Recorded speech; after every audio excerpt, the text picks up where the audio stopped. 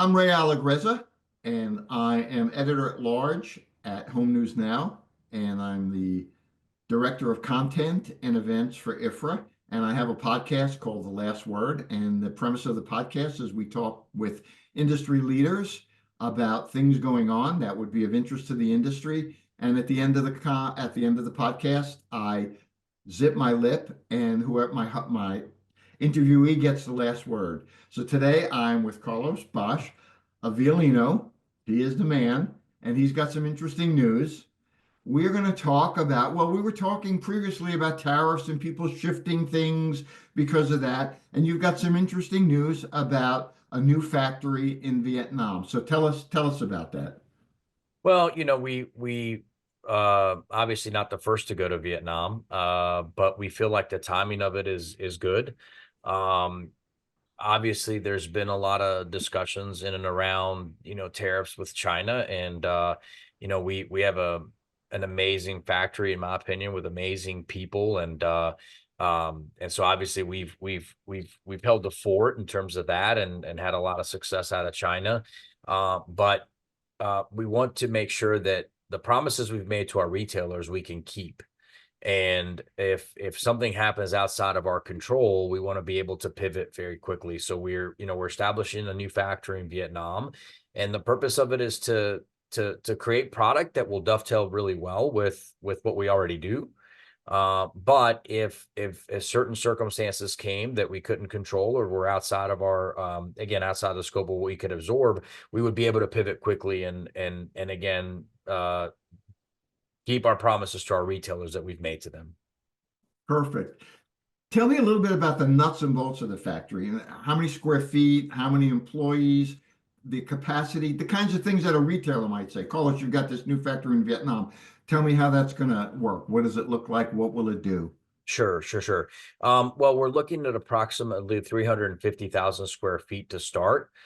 We do have plans and we do have the opportunity there to expand if we want to. So we're going to start with approximately 350,000 square feet.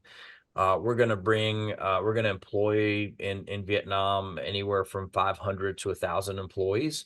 That's our initial goal.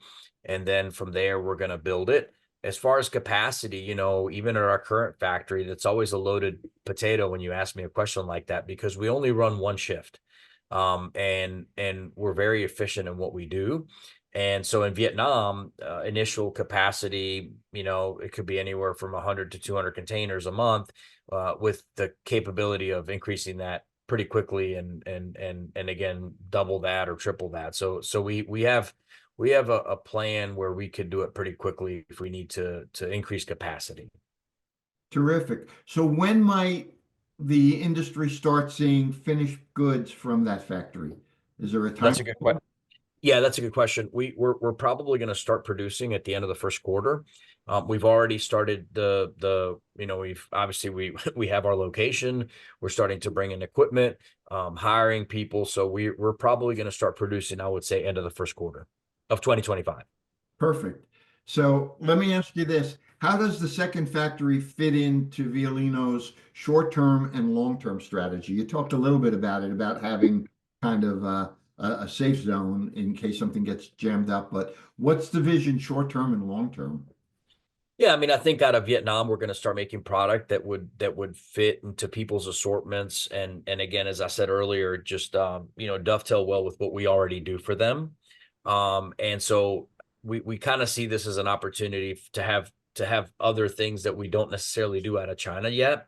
We'll show some product at the end of the month in January in Las Vegas, and so I think people will see just a little bit, maybe a little bit different scale. It still has to have the essence of Violino, which is kind of what makes us us.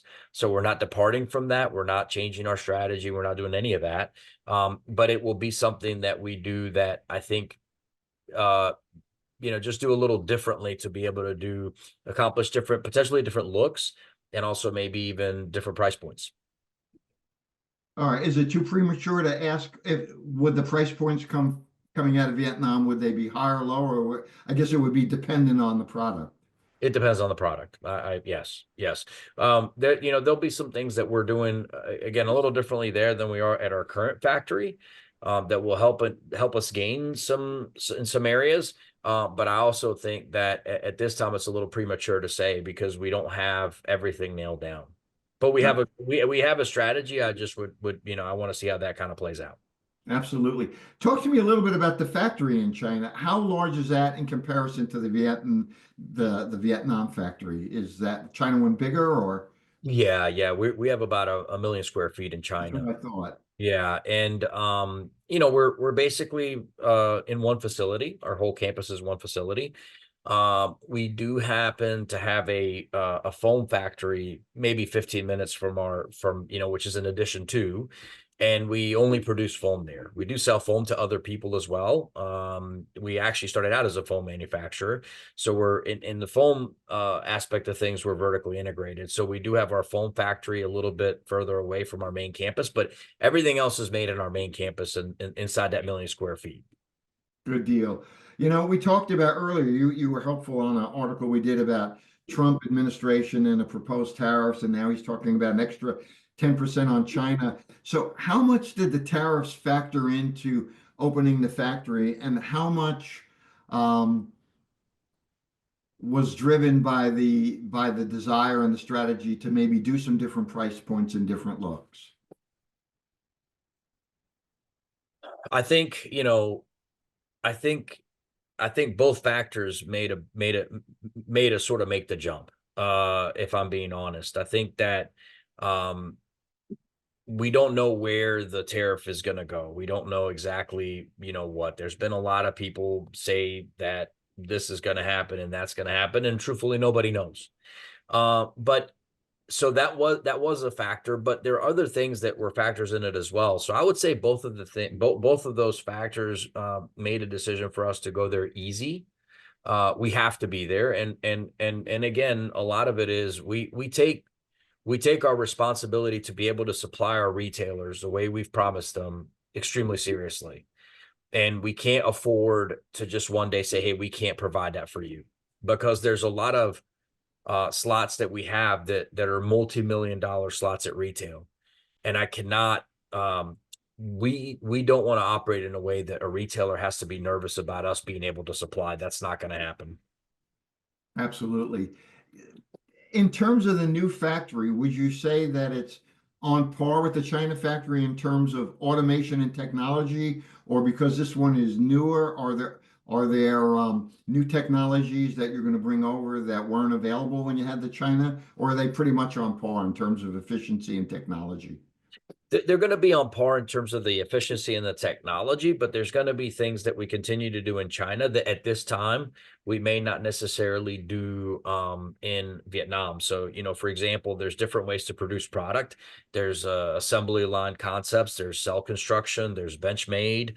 At this time, it's going to be more of a concept of assembly line, and it's going to be a concept of, we may have some areas where we do some cell. But for the most part, like the Benchmade product will stay in China, and we're going to be doing a little bit more efficient product out of Vietnam.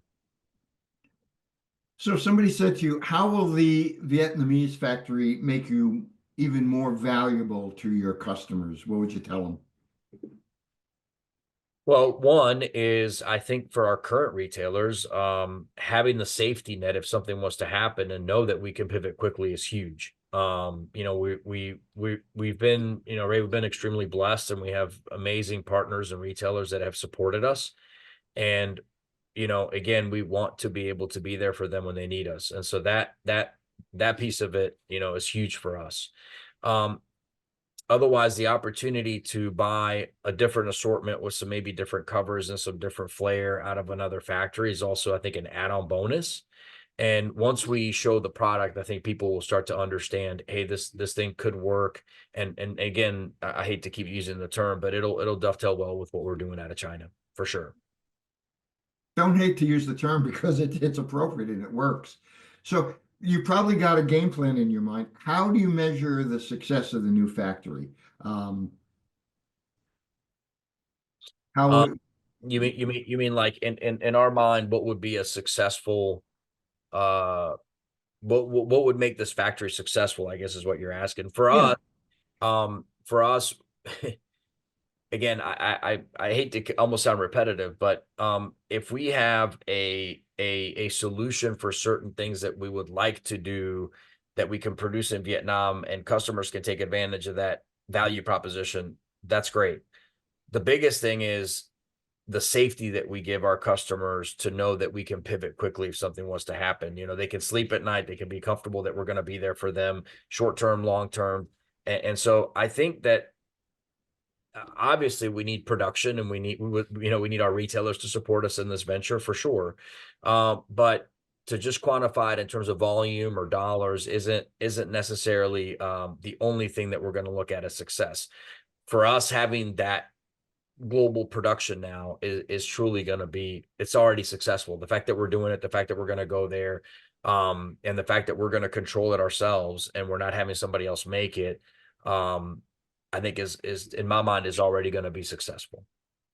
Good. I think it's fair to say with a new administration coming in and with the business kind of being up in the air, a lot of people are waiting to see which way the wind is going to blow, which way the chips fall before they do something strategic. What kind of message do you think you're sending to the customers and to the industry by making a sizable investment at this point in time in the factory?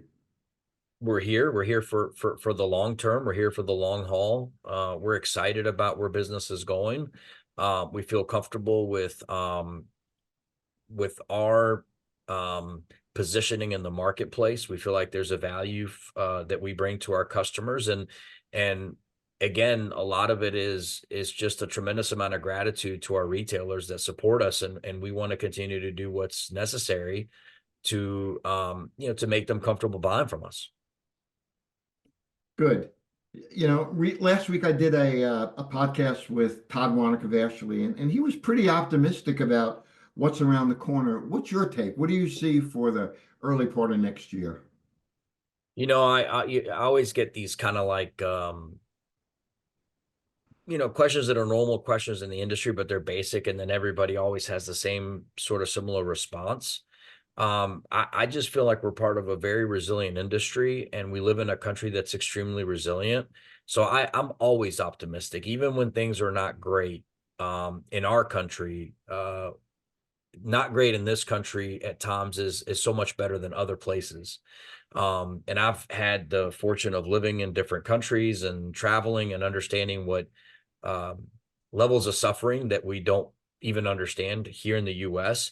So I'm always optimistic. I'm always optimistic as it relates again to our industry and to this nation. Again, it's just it's a country that just always picks itself up by its bootstraps and it keeps moving. Now on that note, I think there's going to be some things that um, I'd like to see some things kind of calm down. We have a lot of uncertainty and stripes in different regions that do affect us and affect the consumer confidence. But I think hopefully a lot of that stuff will start to calm down and people around the world could stop suffering. And but I'm optimistic about the business in the next year, 2 years. I think I think there's going to be an upswing for sure. All right, good deal. As I told you at the beginning of this little episode, it's called The Last Word because you get the last word. I'm going to zip my lip. Any final thoughts or anything you want to share with the viewership about the company, the industry, anything at large? Final wrap-up thoughts. They're yours. You know, I don't have a profound message that I'm going to leave you with, but I'll say this: we have been so fortunate um, at Violino to have the tremendous amount of support that we've had, and you've been in our showroom, and I know you say I get the last word, but I really want people to feel a certain type of way when they walk in our showroom. I want them to feel comfortable. I want them to feel invited. We have been, and just in general, this industry has been so embracing to somebody like me, and again, to our representatives, our sourcing agents, as we call them, to our management, to our staff internally. Honestly, my last word is the generation of people that I talk to sometimes, they used to say, oh, we don't want our kids in this industry, and it's a tough industry, and man, this is an amazing industry. And some of the nicest people, kindest people I've met were through this industry, like them or not, great people. And honestly, my last word is I'm just thankful. I'm thankful and grateful, like to be embraced by amazing people. You've had a legacy in this industry, and yet you treat me, like with utmost respect. And I have found that in this industry, people treat you like you treat them, almost a mirror. And I'm just thankful and grateful for the people of this industry. I think there's a lot of good people, and if my kids decided to come into it, I'd encourage them. It's a great industry, man. Well, I can't top that. I would just say this. I have, of my four sons, two of them are now in the industry, and I'm proud of them and I'm proud of this industry. And I'm proud of what guys like you have done. You know, you've been embraced and you've been respected, but this is an industry that measures twice and cuts once. So if they're respecting you, you've done something to earn it, and the company's done something to earn it. So with that, I say thank you for what you've done. Continue to do what you're doing because we need more like you. And thanks for helping me put this episode of The Last Word together. That's awesome. God bless. Thank you so much, Ray. All right, thank you. We'll see you soon. See you soon. Take Bye bye.